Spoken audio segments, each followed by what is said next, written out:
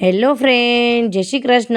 आपका स्वागत है श्रद्धा की रसोई यूट्यूब चैनल में। तो आज हम बनाएंगे टेस्टी टेस्टी मसाला पापड़। अगर आपको आसान और स्वादिष्ट रेसिपी पसंद है तो कृपया मेरी चैनल को सब्सक्राइब करें और बेल आइकन ज़रूर दबाएं, तो आपको नई नई और एकदम सरल रेसिपी देखने को मिलेगी। मेरी रेसिपी की एकदम इजी ट्रिक है, तो आप एक बार देखोगे तो आप भूलोगे नहीं और ऐसे ही बना लोगे। तो हमको शाम को भूख लगी थी तो नाश्ता जैसा हमने बना लिया है मसाला पापड़। तो मसाला पापड़ में क्या क्या डालेंगे वो हम देख लेते हैं। तो मैंने मसाला लिया है, दो मसाला लिया है और एक काला नमक ले लिया है।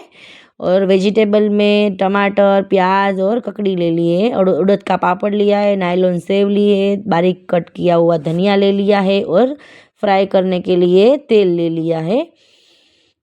और हम मसाला बना लेंगे। पहले मैंने काला नमक ले लिया है थोड़ा पहले, फिर पानी पूरी का मसाला ले लिया है 1 चम्मच जितना। आपकी जितनी क्वांटिटी है, जितने लोग के लिए बना रहे हो इतना आप मसाला बना सकते हो। तो मैंने पानी पूरी का 1 चम्मच मसाला ले लिया है। 1 चम्मच मैंने गरम मसाला लिया है। आप तीखा या ज़्यादा कम करना चाहते हो तो ऐसे गरम मसाला आप डाल सकते हो। मैंने लाल मिर्ची पाउडर नहीं डाली है क्योंकि मेरे बच्चे को खाना था, इसलिए बहुत तीखा हो जाता है, इसलिए मैंने लाल मिर्ची पाउडर नहीं डाला है। देखो मैंने सब तैयार कर लिया है। बहुत अच्छा लगता है मसाला पापड़, एक बार आप घर पे ज़रूर ऐसे ट्राई करना। तो मैंने एक तवा रख दिया है, उसके ऊपर थोड़ा थोड़ा मैंने तेल लगा दिया है।